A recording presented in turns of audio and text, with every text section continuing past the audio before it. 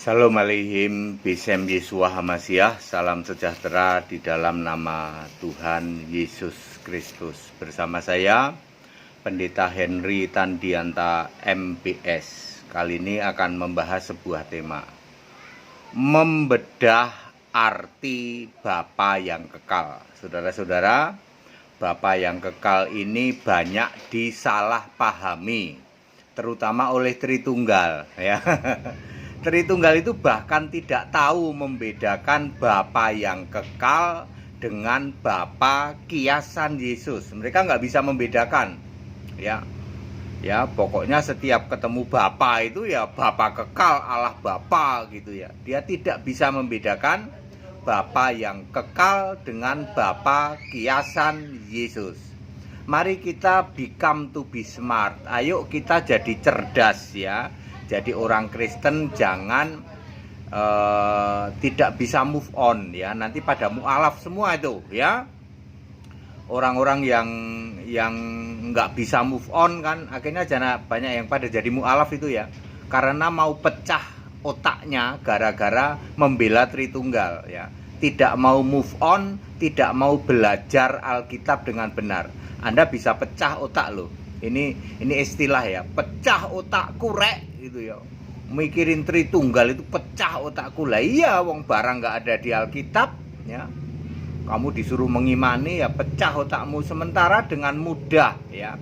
Anda bisa ikut sekolah Alkitab secara online itu mudah dijelasin ya toh. Ya, hamba-hamba Tuhan yang penuh hikmat dijamah oleh Roh Kudus ya akan dengan mudah paham Alkitab. Ikut sekolah Alkitab makanya ya. Membedah arti Bapa yang kekal. Saudara-saudara, Bapa yang kekal hanya muncul satu kali di dalam Alkitab. Alkitab segitu banyaknya kok cuman muncul satu kali ya. Kalau Anda bisa menunjukkan lebih dari satu kali silakan ya. Saya cari-cari belum dapat lagi. Hanya satu kali ya. Satu kali muncul kata Bapa yang kekal. Ya, yaitu di dalam Yesaya 9 ayat 5 di dalam Alkitab bahasa Indonesia. Kalau Alkitab bahasa Inggris ayat 6 ya. Yesaya 9 ayat 6. For into us a child is born, into us a son is given ya. And the government shall be upon his shoulder, and his name shall be called Wonderful, Counselor, the Mighty God, the Everlasting Father, the Prince of Peace. Itu kalau dalam bahasa Inggris gelarnya itu 5 ya. Wonderful, Counselor ya, the Mighty God ya, the Everlasting Father and the Prince of Peace. Tapi kalau dalam bahasa Indonesia Yesaya 9 ayat 5, sebab seorang anak telah lahir untuk kita ya, telah ya, is born ya. Seorang putra telah diberikan, is given ya. Lambang pemerintahan ada di atas baunya dan namanya disebutkan orang penasehat ajaib. Ini digabung kalau bahasa Indonesia ya, antara Wonderful, Counselor ya toh. Kalau di bahasa Inggris dan namanya disebut ajaib, penasehat gitu. Ini penasehat ajaib dijadikan satu. Allah yang perkasa, Bapa yang kekal, Raja Damai. Jadi Bapak Ibu Saudara, pakai bahasa Indonesia saja ya. Ini disebut penasehat ajaib. Penasehat ajaib itu Roh Kudus nantinya ya. Allah yang perkasa itu Allah Maha Kuasa ya. Lalu Raja Damai itu raja di kerajaan 1000 tahun ya. Siapa semua itu? Yesus ya. Penasihat ajaib adalah Roh Kudus, adalah Yesus ya. Roh Kudus itu Yesus. Sekarang Roh Kudus adalah Yesus ya. Anda yang tidak mengimani, Anda yang menghujat-hujat Yesus, Anda menghujat Roh Kudus, tidak diampuni ya. Penasihat ajaib Roh Kudus. Allah yang perkasa itu Maha Kuasa. Maha Kuasa itu Yesus di dalam Wahyu 1 ayat 8, Wahyu 4 ayat 8, Wahyu 11 ayat 17. Maha Kuasa itu Yesus. Raja Damai itu nanti Raja Damai di dalam kerajaan 1000 tahun. Wahyu berapa ya? Wahyu 20 ayat 4 ya. Atau Zakaria 14 ayat 9 ya. Oke. Ya, itu gelar lainnya. Nah, kita akan fokus Bapa yang kekal. Mari kita bedah ya. Bapa yang kekal ya. Kita membedah Bapa yang kekal. Bapa yang kekal adalah gelar untuk seorang anak yang telah lahir, seorang putra yang diberikan untuk kita. Ya, anak yang telah lahir, putra yang diberikan untuk kita punya gelar Bapa yang kekal. Ya. Dibuktikan di dalam Lukas 2 ayat 7 ya. Maria melahirkan seorang anak laki-laki. Ya.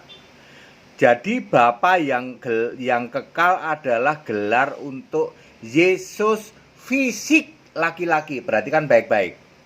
Bapa yang kekal adalah gelar untuk Yesus fisik laki-laki.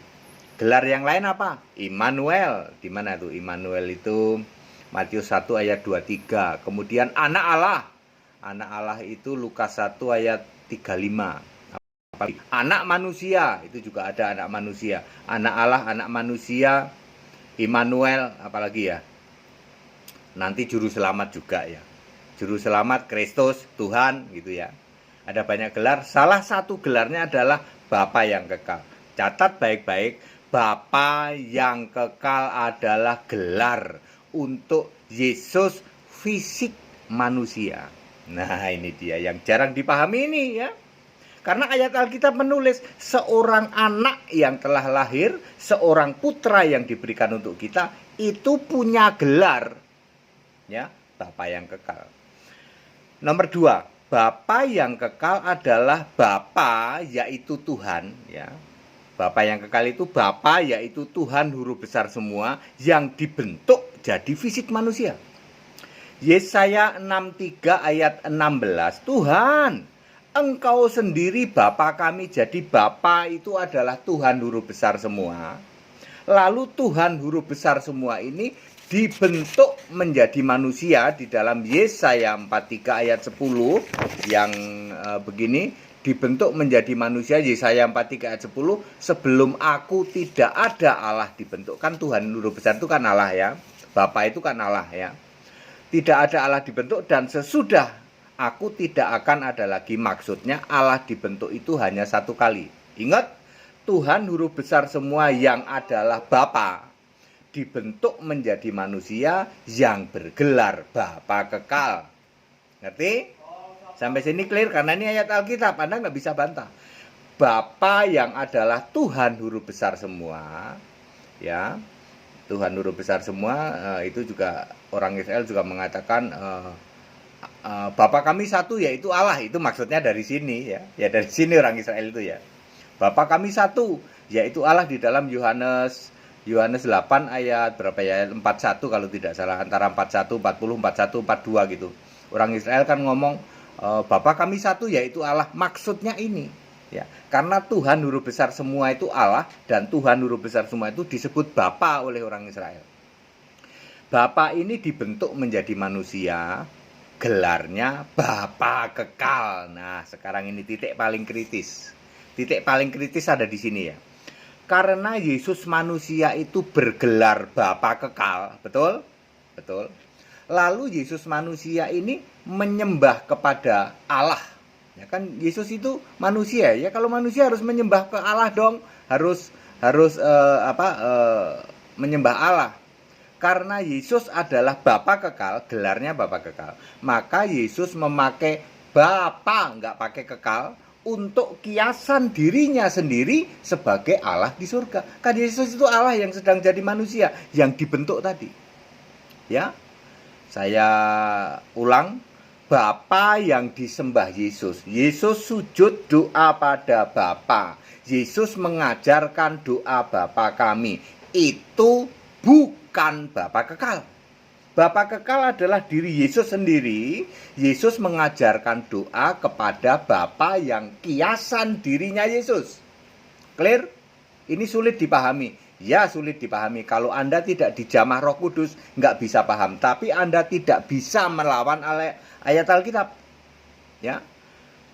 Jadi karena Bapa yang kekal adalah gelar Yesus fisik manusia, padahal sejatinya Yesus adalah Allah itu, maka Yesus memakai Bapa sebagai kiasan dirinya sendiri sebagai Allah di surga sana. Yohanes 16 ayat 25. Ya, Anda tidak akan bisa paham ini kalau Anda tidak akan dijamah oleh Roh Kudus.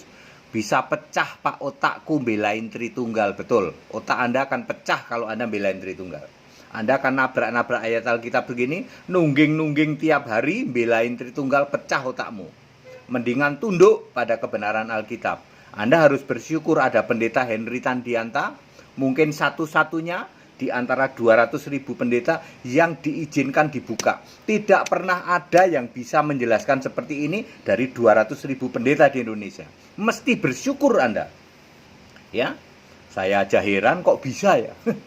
Ya, saya aja heran ya. Tapi kalau bukan dibuka oleh Yesus, ya, Anda yang sulit untuk menerima ini ya kami tahu karena Anda menolak menyembah Yesus Allah yang benar.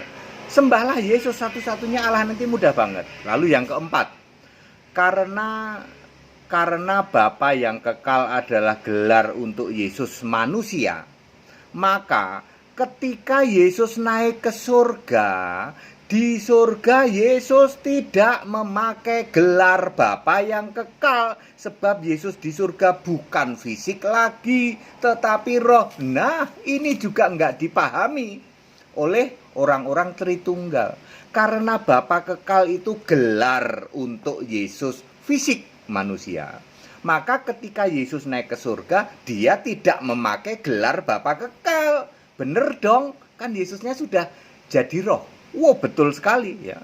Lalu kelima, itulah sebabnya di surga tidak ada gelar Bapa kekal.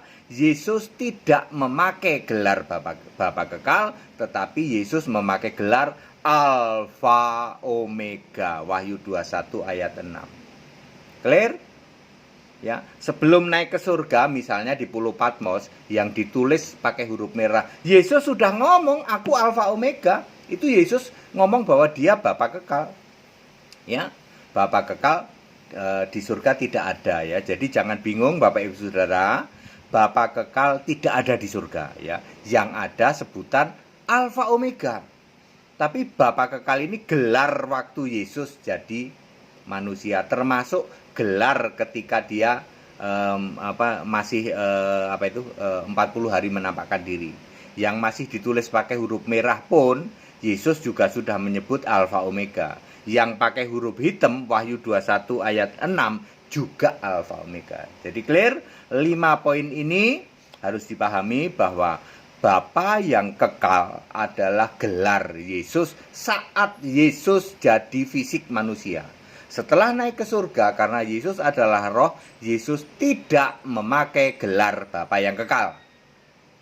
Ya, Yesus memakai Alfa Omega untuk gelar dirinya sendiri.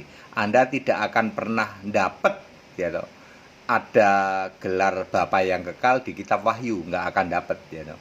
Di surga Yesus nggak akan bilang aku Bapa kekal, tapi dia bilang apa? Aku Alfa Omega. Itu hebatnya Alkitab, hebatnya Yesus, sangat teliti.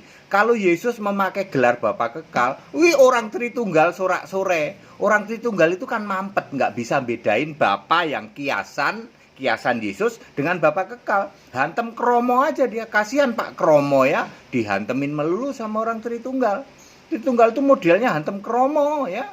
Dia mana tahu bedanya Bapa kekal sama Bapa yang kiasan Yesus. Nggak tahu dia ya. Dipikirnya di surga itu ada Bapa kali, dipikirnya begitu ya. Ya namanya mampet ya. Ya, clear ya. Sangat clear penjelasan ini ya. Ayo ikut sekolah Alkitab Bapak Ibu Saudara. Saya selalu mengingatkan itu supaya Anda itu pinter, cerdas. Yuk ya, daripada pelan-pelan pada jadi mu'alaf itu ya. Ya. Mu'alaf itu kan yang orang Tritunggal yang mau pecah otaknya gara-gara belain Tritunggal, nggak sanggup belain Tritunggal ya. Lalu dia tidak mendapat pengajaran yang benar ya, makanya pada jadi mu'alaf. Bagi kami nggak ada ngaruh apa-apa ya. Anda Tritunggal juga tidak selamat, bukan orang Kristen juga. Anda mualaf juga sama saja, ya. Nggak ada bedanya bagi kami. Kalau Anda mau berubah menjadi Allah Esa Yesus Kristus, penyembah satu-satunya Yesus Kristus sebagai satu-satunya Allah. Itu baru benar, itu baru Kristen. Padat, singkat, dan clear, segala hormat kemuliaan untuk Yesus Kristus, satu-satunya Allah yang benar, Allah segala masa sebelum segala abad, sekarang sampai selama-lamanya. Haleluya. Amin.